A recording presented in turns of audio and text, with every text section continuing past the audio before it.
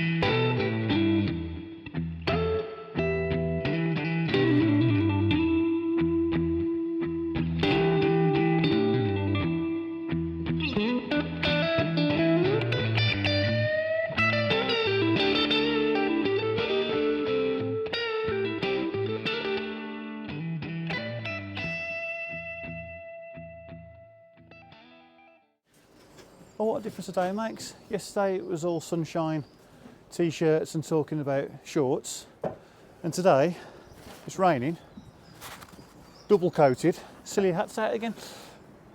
Because it started raining yesterday, we had to put the camera away because it was all getting a bit wet, but we've got that up there, that's both sides. I'll show you the other side of that in a second. Today we are attacking this side and we're under a bit of pressure simply because we've lost the morning due to the weather. And tomorrow the scaffold's coming and we don't want to move that appointment because it means moving it days down the line, not just a few hours, so it could alter it a little bit. So the lads are just... Hello Richard. Hello. Where's Matt? Matt's there somewhere. They're just battling the rake out there and trying to trestle it nice and level for me to get out there and be able to build the external skin, whilst I'm just going as high as I brave internally with the thermalites. It's a bit windy, so you've got to in out trying to back it up as much as I can, but we've got to do what we can do. So I reckon I can go 2 more courses on that, just to the bottom of that mug, and then outside back it up, go a little bit higher than that, and then inside, and then blah, blah, blah, blah, and up we go. External is the priority because that's what the scaffold is. I can always get to the inside now from the inside, that's not an issue, but I need both skins up to give it stability because of the weather. So it's a bit of a catch-22, no real runs to go at. It's just a simple do what you can, we'll do what you're brave to do, and hopefully you won't fall over. Fingers crossed, eh? Right then, we shall crack on. I will get you on a time lapse when I'm outside doing the external bit, and then we'll go from there.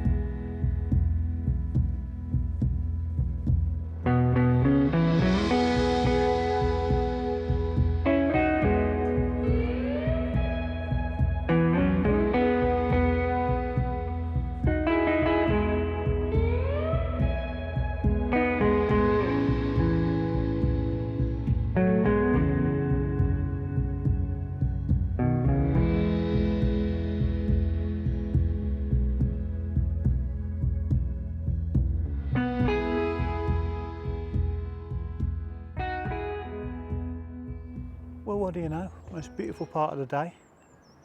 On off with the rain. But we managed to play through and we've got it done. And we are up now to scaffold height. As I said earlier, it's not a deadline I wanted to miss because the knock-on effect of that was quite severe, but there we have it. And to be honest, there's not a lot of work there, is there? You know, for you builders out there, you know yourself that it's all fairly straightforward, but this ramp and the trestles and in and out to back it up in the winds and whatnot, it takes its time. But there we have it. Anyway, that's that. On now to the scaffold, and then it's another day of laser levelling, getting our levels right, preparing for the roof. Beautiful. Okay then, well, you learn something new every day, don't you? Did you know that scaffolders dissolve in rain? So we worked really hard yesterday to get it all up to height ready. Bit of rain this morning and they've cried off. So they're actually coming tomorrow morning now, a day late, at 8 AM tomorrow morning, and I promise they'll be here an hour and it'll all be sorted, which won't put us back if that happens, so fingers crossed. But to be fair, it has only just stopped from absolutely lashing down. And it is. It is. It's 10 past 3 Nearly quarter past 3. Yeah. They're probably knock-on effect of yesterday, wasn't that? Yeah. Rain yesterday, so the jobs from yesterday couldn't do that today, and it's just knock-on effect. Absolutely. We say backpedaling massively because they're bigger than us, aren't they? So what we've done then today, we needed this anyway. We need to sort out where our heights are in relation to this room, so we know where to put the rafters in that room, so we have a continuous ceiling throughout. Now, I'll go into one of the obstacles we've come across in a later video. When we put this steel in, when this wall comes out, you'll be able to visualise it anyway, but you'll be able to see it. It'll make a lot more sense. But what we need to do is get to, that's our finished ceiling level there. So we need to get down to that. So that will be also the bottom of our steel, which will be from that point up. The reason why that's low is because we're going to have a full ceiling here in order to bring it down to that, where our new ceiling from this point will go that way. All will come explained as we start putting the roof in. But the reason for that is because, and this is why we needed this time just to really talk about it, when this kitchen is complete and it's all a finished model, there's going to be an island here with a hob in it and an extraction fan above it, and it's going to transition this threshold here. So the hob, I beg your pardon, the extractor fan will actually be sort of in this room, but it needs to be vented externally because we don't want to go down the route of having one of them charcoal filter things. We need to vent it externally, but that means it's got to go through this roof. Well then, if we put a steel at this height, the ceiling height, in order to maintain that ceiling height throughout, we're completely blocking our path out for the vent. It can't be done. We can't go around it because the steel will go from wall to wall. That wall will be going out to the inside. That's where the utility is going to be. So what we've come with the idea of, if we put the steel lower, that will then create a little void above it for our vent to go through that void into this roof here, and up it will go. So that's why it's going to go low. Anyway, to that end, we now need to transfer that level outside, because this level is also going to be and help me out here, Rich, that is the bottom of rafter, isn't it? Outside, yes. To maintain that. So full ceiling in here, which will go straight into our new ceiling in there, because we don't want to put a full ceiling on the entire thing, that's just silly. So that's what we need at height. Anyway, he moves on. How are we going to do that? We've got the laser level set up there, random height, don't worry about that. In actual fact, whilst I'm thinking about it, you stay there, Rich. So I'm going to come back in a sec.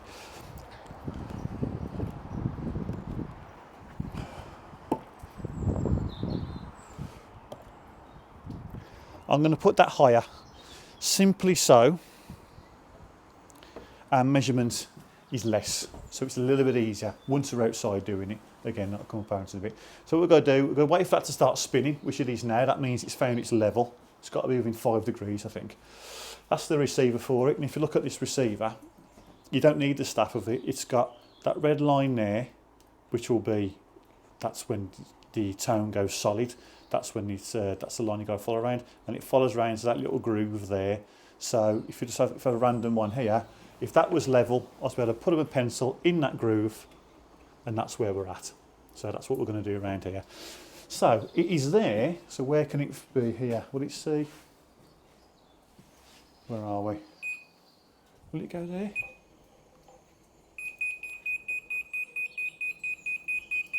Okay, so go there, look.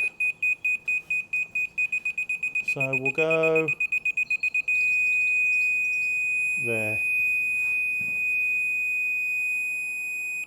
In fact, actually,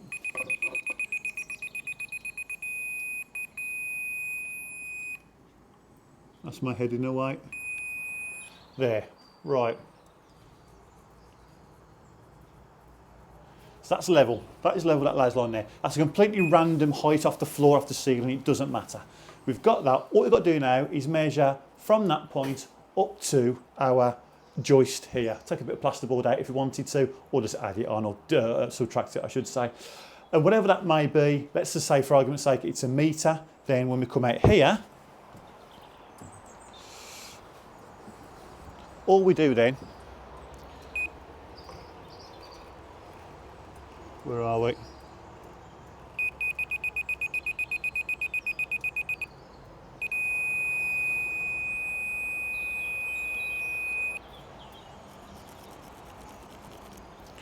Is transfer that level all the way around into the four corners of this room. That way then, when we're on the scaffold, we'll just dip down and whatever that measurement is in there that we've just done to the existing ceiling, or to actually to the bottom of our steel that we showed you earlier, we've got to replicate that measurement from that point up to our top of our blockwork, and then that will then all be level all the way around. And that's really as simple as that.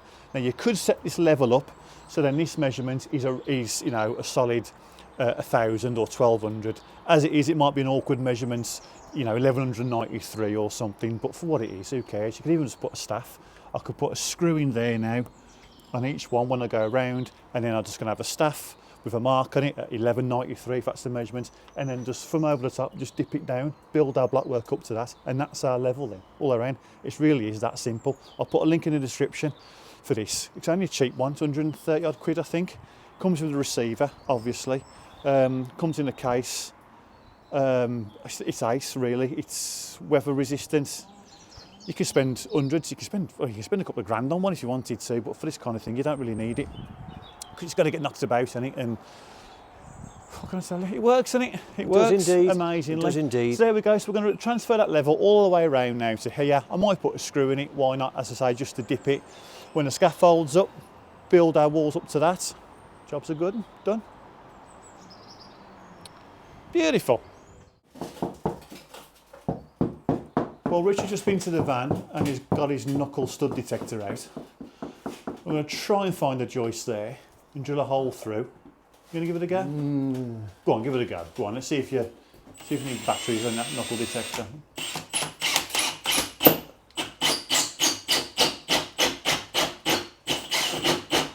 It stands a chance. Lath and plaster. Do you think? Yeah.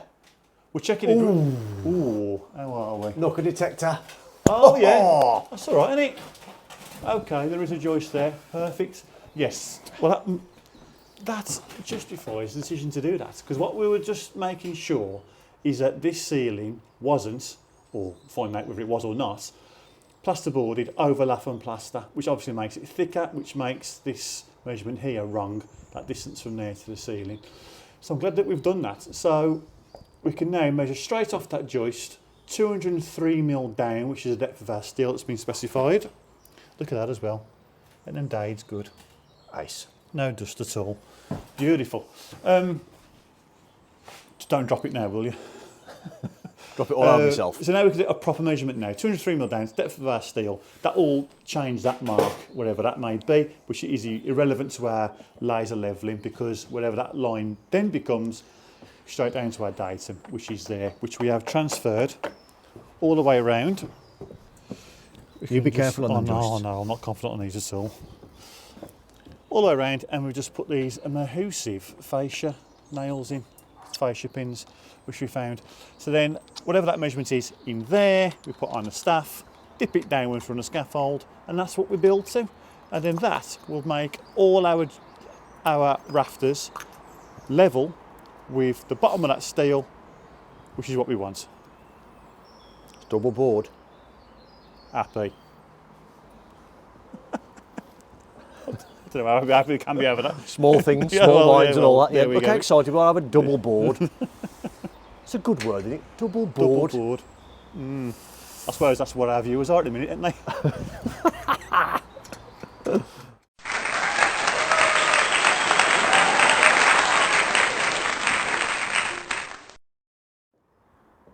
Look at that. Beautiful.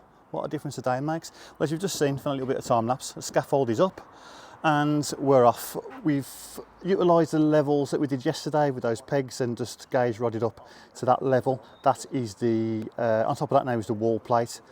So we've rodded to that point, rodded to that point, put a line across, boom, got to go straight across here. What we've had to do is lower the lintels, though I've gone a course too high basically, because we've gone for a heavy duty lintel, again from Wade. I'll talk to you about them in a second. Heavy duty lintel, it's taller on the back, so if that went on this height, it'll be over the wall plate, or there'll be no wall plate over it, and it needs to be, because we've got a roof lantern going in here, and some of it has got to sit on the window, or at least on a lintel. So there we go. So that's to lower them down. Lowering that one means we've got to lower the front as well, so internally the heads of the window are both the same. But there we go. Going back slightly to Wade's, can't beat these on price, service, whatever. We don't get paid to promote them or anything like that, but we're always big up companies, especially local ones, that look after you and basically as nice as those are, as these people here at this. And plus, I've got a mug today as well, and it's got a screw cap to it, so ain't that nice? Now, but they don't just do lintels and pad stones, even though they do both of all different varieties, or every variety. They do concrete blocks and other stuff, all on the website, and you get 5% off if you order online via their website or something. That's not an offer for the YouTube channel or anything, that's just open to everybody, but have a look at them, and then compare their prices to other places, and you'll do well to beat them. They are that good. Anyway, moving on. I'm waffling now, simply so. I was hoping this will be on by the time I'd finish, but it's not. But there we go. So that steel is going on here now. Deja vu, if you've watched the previous episodes, it's exactly the same spec, exactly the same everything as we did to the one down there. One man less. With one man less, but in all fairness, I didn't do anything last time, so technically we've got the same amount of people lifting it.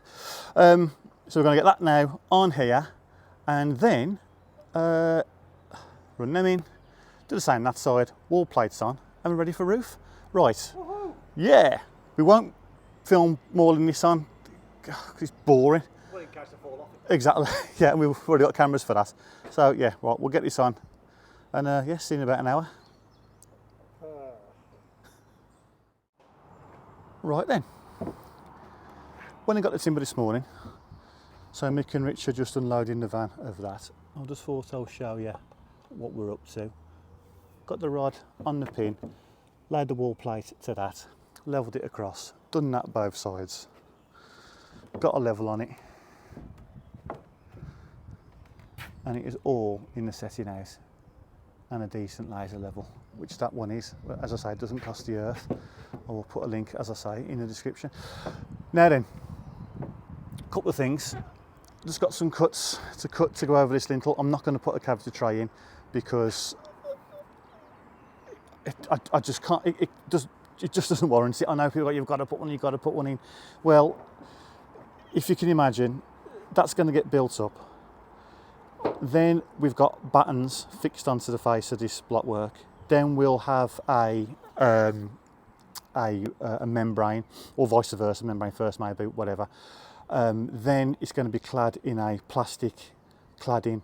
There's no moisture or water going to be able to get through all that to warrant the need for a cavity tray.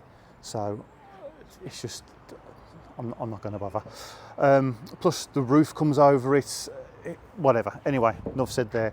A bigger talking point is the fact that we haven't put a vertical damping or cut out for a continuous cavity or anything like that. We don't do that here. We don't have a requirement to do it by the building inspector, nor have I ever seen it done or seen anybody else do it. Only a couple of people on YouTube. I don't know of any of my builder mates that do it or ever been asked to do it, but I know we do get pulled up on it in the comments sometimes. Oh, you haven't done it, you don't know what you're doing. It's just the damage that does to a building far exceeds whatever it is you're trying to do by putting one in. Anyway, moving on. What we've done in the past in terms of these roofs, because the customer wants a parapet roof, which means these two skins of wall come up past the roof to form, you know, like a bit of a castle kind of thing, if you like. That is a 9x2 timber on top of the wall plate. On top of that, we've got OSB, then a vapor barrier, then insulation, then another OSB, then the roof covering, and then we need an upstand to actually form the parapet. And what that transfers to, I should say, in real life is about 4 more course on top of what we've got now to get up to that height. It's high, isn't it? It does look big.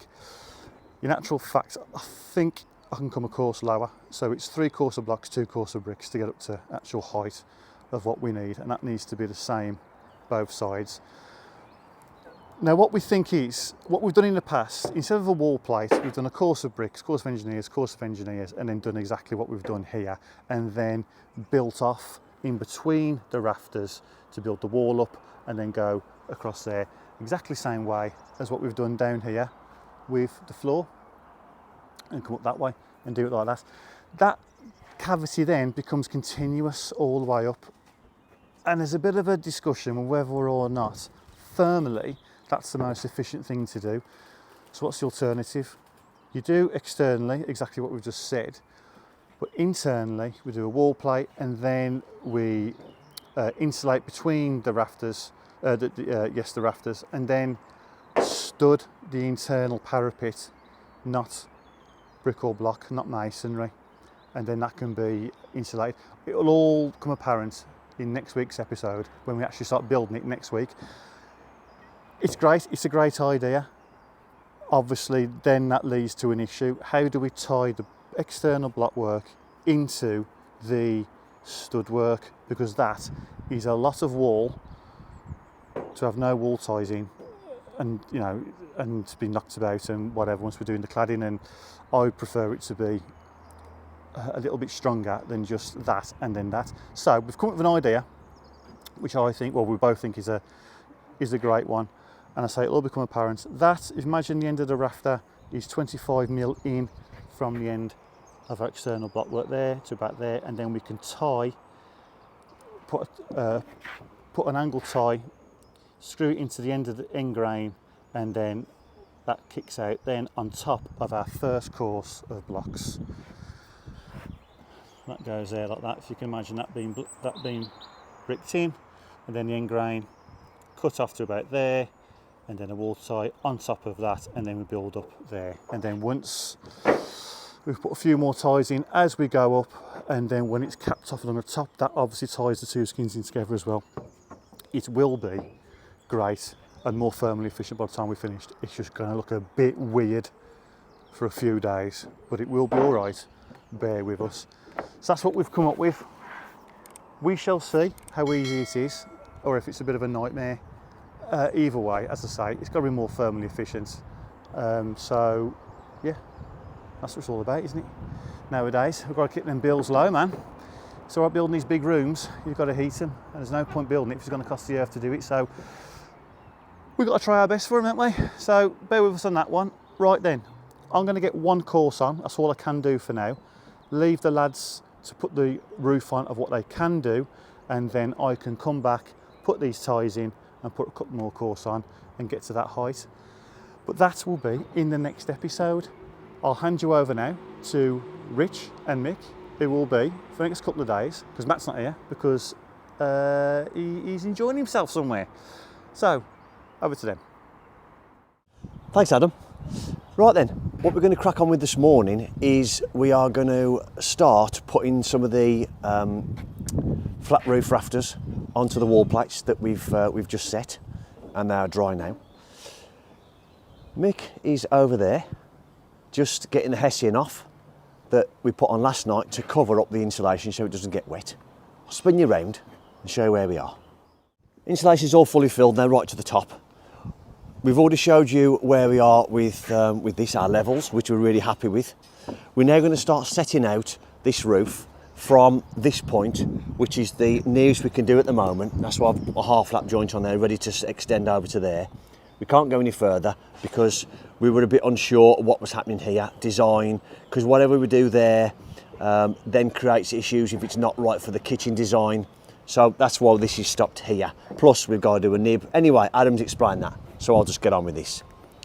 We know that the double is going about here. So in effect then what we got is, if you were to stand in the room below and look up, that reveal will then be the inside of the double coming this way. It will become more clear as we move through the episodes. So that in effect we're having a 2 metre this way by 1 metre this way, flat glass skylight from this point 1 metre that way. So we need to then set out now on our wall plates this way for our 400 centres, working towards that steel. So what we'll do now is we'll have a quick confirmation with the customers where we are. We'll then get a parallel off this wall, parallel off this wall, likewise parallel off the steel. And I know we were within 5 or 6 millimetres in terms of parallel. So I can just halve that, go to 3 mil if we needs to, or needs be, should I say.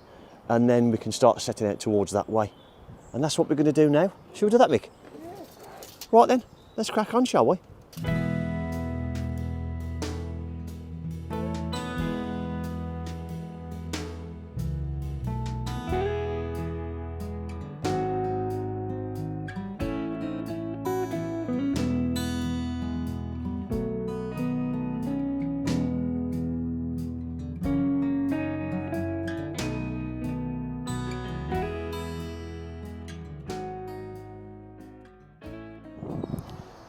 So there we are. From the time lapse, you've seen that we've just cut all these to length. What we did do is took advantage of the better setup for cutting all of our noggins rather than being down there or on a hop up or whatever. So we just pulled these longer timbers across because some of them were 4.8, some of them were 5.4. So we've cut the noggins out of them before then cutting them to their final length.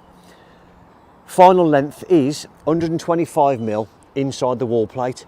The reason for us doing that will be explained better in future episodes, maybe next week, but I can't promise you that. What Mick's going to do now is going to mark the end of all of those 125 mil in to make sure they're all in line. We'll work from one side only. And what we're going to do then is the noggins we've cut.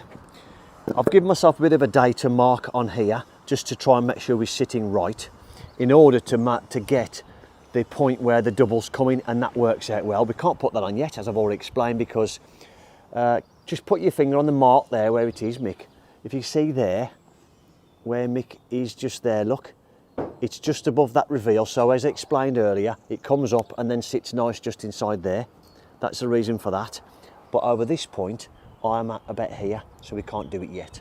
So I wanted to make sure that these 400 centres worked. So, get a noggin, stick it on there, and because we're toe nailing them in, there's a tendency, especially using a nail gun, to push them over, and then you have to tap them with a hammer. And so rather than doing that, this is fixed solid. We'll get those one by one, making sure we put crown up, as always, against the side of here. Mick's got his noggin over there ready, and we'll just put him in, toe nail it, put it in, toe nail it, and then go back and toe nail the other side, and that's us set. We've then going to use the noggins that we've cut. I've got a pile there, and Mick has got a pile around the corner.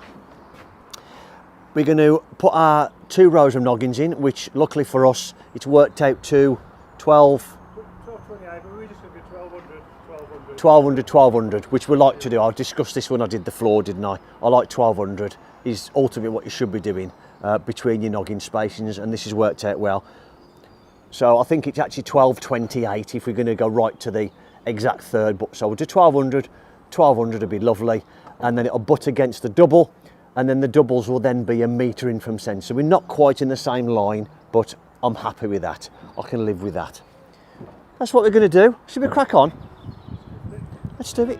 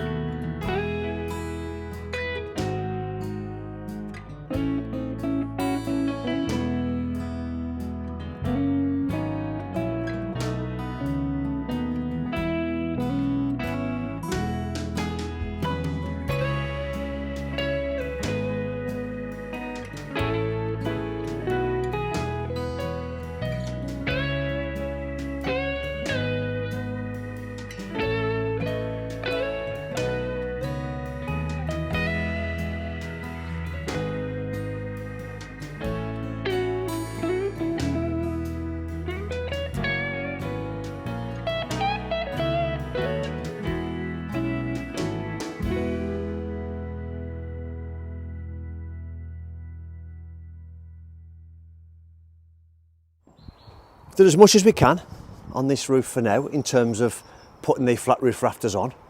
Again, as I explained at the start, we can't do anything from that point because a 400 centre now hits where the half lap joint is, so we can't do that. But that will be coming in the next episode. We'll finish this off. Put our rows of noggins in, as I said to you, 1200 in either side, so we're happy with that. Nice and strong structure. These are all nailed on. Then what I've done is, I'll explain more in a moment, but I set myself up in a little bit of a space we've got. Got my table saw out, got a little bit of a bench, run that through and cut all of these diminishing timbers. Let's go up the ladder and explain what's happening with those now. In fact, before we go up the ladder, it's only fair to show you what Michael's been up to. He's been putting the hard graft in while I've been doing a bit of cutting on the saw. You may have seen from previous episodes that we hadn't finished doing that. So what we're doing now is we've got that to the point where it compacts itself when you sort of put it in your hands and it's wet. That's what I'm trying to say. It's just, that's how wet it is, to allow us to then put it in there and compact it with a bit of a stick. Just ram it in and compact it in. Yeah. So that's what Michael's been doing, putting some proper graft in. Yeah. What I've been playing, cutting wood up. So there we are. Right then, let's go and have a look up this ladder. Here are the timbers I've just showed you that I've just cut, and this is how we are going to use them. So this is the rafter that is classed as, I'm classing this as the highest point of our roof, because we've got to get from here to over there. Now from here to our outlet point is 4 metres, which is about here, which is another 3 rafters. What I've done is, to work it out, there's a ratio of 1 in 80 for flat roofs.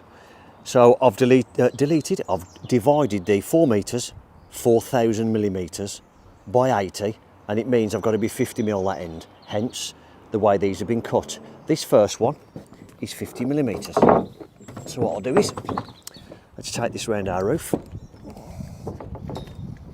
I'll put this onto my roof, one-handed without dropping it.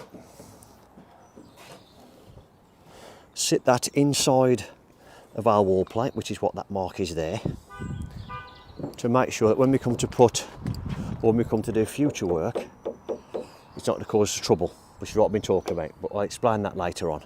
That now means that when I put the diminishing battens on, we'll be able to fall from there to there. Because we've also got an even space, 400 centres, it's also easy to work out what the height of these are. 400s all the way across, so we've got 50, 45, 40, 35, 30, 25, 20, 15, 10, 5, and then 0 is our last one. So if you go, as long as you maintain your spacings equal, you can do it that way. Just add on 5 mil. It worked for me on this occasion because it was 4 metres. I would just drop lucky. But you can pull a string line and measure down, but this just worked rather simple. You could do simple maths if you wanted to. If you got bigger than that, you could just work out where 0 is, work out where this is. As long as you got the same centres, you could just do it that way if you wanted to. But anyway, this has worked out good for us. That's what we're going to do. What you've got to imagine now is, I'm going this way, but I've now got to get that way to over there. So all we'll do now is I'll work out again what my measurement is, which is 3.8. I'll divide that by 80. I haven't done that yet. I think it's 43, something like that. Was that right? Yeah, about 43, 44. And then we'll do a furring strip from there to there on top of all of these. So in effect, this roof will go that way and fall this way towards 0. And then, you're still with me? And then from that wall to 0, it'll be the same. It'll cock over this way and it'll fall around the Velux. But we'll go into it further. But I just wanted to show you what these bits of wood are all about when you see them on top of the roof, because you might not understand. But we'll go into more depth, and we have done this before on other videos, so look back on the channel. It was the first series that we filmed on this channel, which was the single story rear and side extension. And there's also a video on there that shows you how to cut your own furring strips and how to set it all out. So if you want to have a look, then go back. There's a fair few videos to go through, but it's worth the effort. Okay, then we'll put these on But what I shall do now is, I'm now going to hand you back over to Adam. Adam? Well, thank you, Richard. Well, it made us laugh. Right, that was the week that was. As you can see, the lads have done a great day today, had a great day today I should say, and done a brilliant job in doing as much as this roof as they possibly could, until I fulfil my end of the bargain and I get that little nib up the far side of the wall here, get the lintel on, which will form the doorway into the utility. I can block straight over that, straight into the house, which will then allow this roof to be roofed throughout in its entirety, with the inclusion of the roof light, which is going to be around about here. I believe it's going to be flat glass. It was a lantern. I think it's gone to flat glass now. It might revert back, it doesn't really matter. The construction from our point of view at this stage is exactly the same. So we'll be doing that. Next week's episode is going to be fully about this roof, how to build a flat roof with the inclusion of a roof light, roof window, whatever you want to call it, parapet wall, warm deck. I mean, there's got to be a better name for it than that, but there's a lot to it.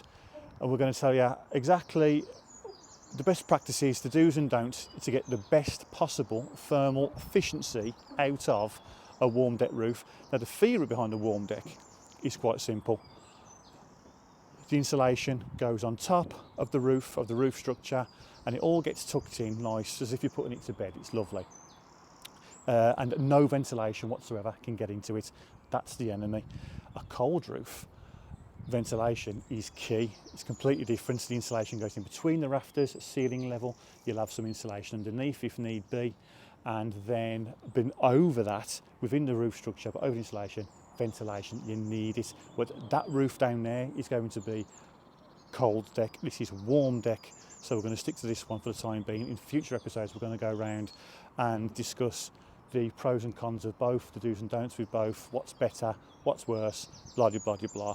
Now, since the last bit of footage I made on this for this particular video, I've put a course of blocks on since then.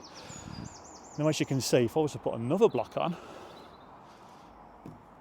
I'm only up to the rafter height. I'm still not up to the height of the actual structure of the roof. So then if I put another course on, bear in mind the insulation's got to go on top of that amongst other things, I'm still not high enough. So I've got to go even higher than that. That's a lot of wall, freestanding, so to speak, not tied into the internal parapet wall. If that isn't masonry, how do we do it? It's all going to be in the next episode. It's all we've had a chat. We think we've come up with a plan, a design. It's all going to work lovely, and wait and see. Wait and see till next week. All will be revealed. So what I'm going to do now then is leave you in capable hands back over to Richard. He's going to be talking about our new gazebo that we've been sent from Bullhawk Gazebos. Massive thank you to them for sending it out. There's no place for it on site at the moment. As you can see, we're building this extension, aren't we? So a gazebo, when you want to keep things dry, you want to put your tools under it, you want to set up a workstation under it. There's always various uses for it too, obviously, but at this stage of this job, it's not needed. So Richard has put it up in his garden, in the wind. He had a great time, I can assure you. Well, you'll see it now. So I'll hand you over to him. As I say, massive thank you to them for supplying it to us. If you want one, the link to which will be in the description to this video, so check that out. Thank you very much for watching. Anything you want to comment on, feel free. That reminds me, a massive thank you to the person, his name escapes me now, but he explained what the word many meant to us in the comments last week's video. Really appreciate that, mate. It means a lot. Until next week, stay safe, have a good week, and take care. We hope you've enjoyed this week's video. We're now going to have a look at a gazebo that we've been sent to try and give our opinion on. It's from Bullhawk Gazebos, and I've been dealing with a gentleman called John. So thank you very much to him for sending it to us. We've got a 3 metre by 3 metre gazebo, the water weights and the side panels. I'm put it up on my own because that's what I'll generally be doing. In the terrible weather, it's windy today, so see how we get on.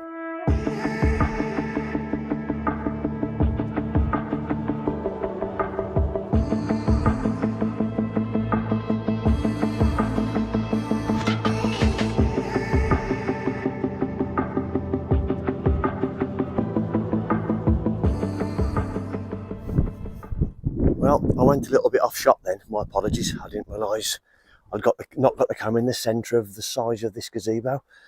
Okay, so my first thoughts, very substantial is what I've got to say. Very well made.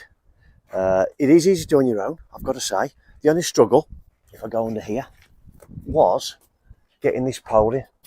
Now, you may have caught it on the time lapse. This bit here, this bit just come off.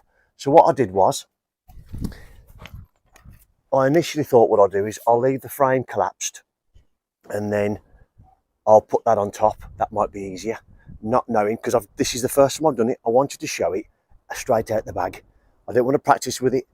I've put these up before, but not like this one, not as good as this one. That's why I wanted to do it this way. Just thought I'd show it straight out the bag, no practice. So at least it's real, shall we say. What you got in the corners, you got Velcro at the top here, very strong Velcro. So all I did was, if you didn't catch it on the time lapse, is I put the frame up. So I pulled my legs out first, I got into the centre and I pushed up that part there, nice and tight, which is what I've done with all my gazebos.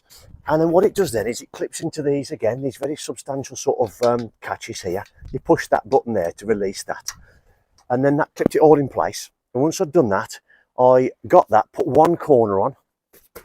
I then got the pole and used it to push up the middle and drop it onto the centre bar again. And then pull these corners over. And that's it. Don't know what it was in minutes, but time-lapse wise and what have you. But I reckon it was no more than 5 minutes, I don't think, at all. It is a bit windy, not really bad, but of course if you got two people, it might be a little bit easier, but really, for me, no, not a struggle at all. That is a substantial piece of kit. Now, I haven't extended these legs yet. Now what's left to do is you just extend your legs, but because it's windy, I am not going to do it because I haven't got the option here to smash it into the ground with the ground pegs that you get sent and the guy ropes and everything, because I've got fake grass. And if I do it, my wife will shout at me. But you have got these ground screws, look. However, as an accessory, we've also been sent these water weights. These lift up, these legs lift up like that. Look, press the button, that moves up, and then these go over there like that. Now again, this is me straight out the box, straight out the bag. I haven't looked at the instructions. This is what I'm thinking. That just goes onto there, and then this gets filled with water and sits on top of your legs. So that's great if you've got, like me, you've got fake grass and you don't want to start smashing stuff through it, or you've got a concrete patio. But yes, great piece of kit. Very surprised at how good this is, if I'm really honest with you. I don't quite know what I was expecting, but having had gazebos before, this is well worth a purchase. This is what I've got, been sent to us, Bullhawk Premium. I've also been told that if you want any kind of printing for your company on these things, they can do that for you, but they will do it before, and again, if I go back inside, you won't be able to tell on this, but it's like a two-part fabric. There's an outer and like a shiny inner. Now what they've said is, because they think about the waterproof of these, they will put this on prior to the sewing of this internal layer. See, it all stitched there, look. They will put this on first for you, printed and done, and then sew the inner layer in. Because apparently, what other companies do, and I don't know, they put this on after it's all complete, and then what it does then is it then punctures the inner layer and doesn't make it as waterproof. So there we have it. We have also been sent, and again, should I show you? It's in a lovely bag there. Again, this is the 3 metre by 3 metre. It's got a handle at the front, look. Wheels at the back so you can wheel it around. We've been sent the side panels for it, like I say, the water weights. And for the side panels, we've got this really smart bag as well. So in terms of storage, you know, if you've got a lock-up or a garage or shed or whatever, you can keep it nice and tidy and keep it nice and clean. Really pleased with that. Well, thank you for watching this bit of a video at the end of our weekly video to show you the quality of these gazebos. I'm looking forward to using it on future projects to keep us nice and dry, and more importantly, keep my tools dry. However, it fits in my garden quite nice. So I also look forward to putting it up when we have garden parties and things. Sounds a bit posh, doesn't it? But it's not. I just mean having people round in the garden. Thank you for watching this and every video that we put out there every Sunday. It's really appreciated. Thank you to John, Bullock Gazebos. I'll leave the link in the description for you to go over to his website and have a look and get yourself a quality gazebo. See you on the next one.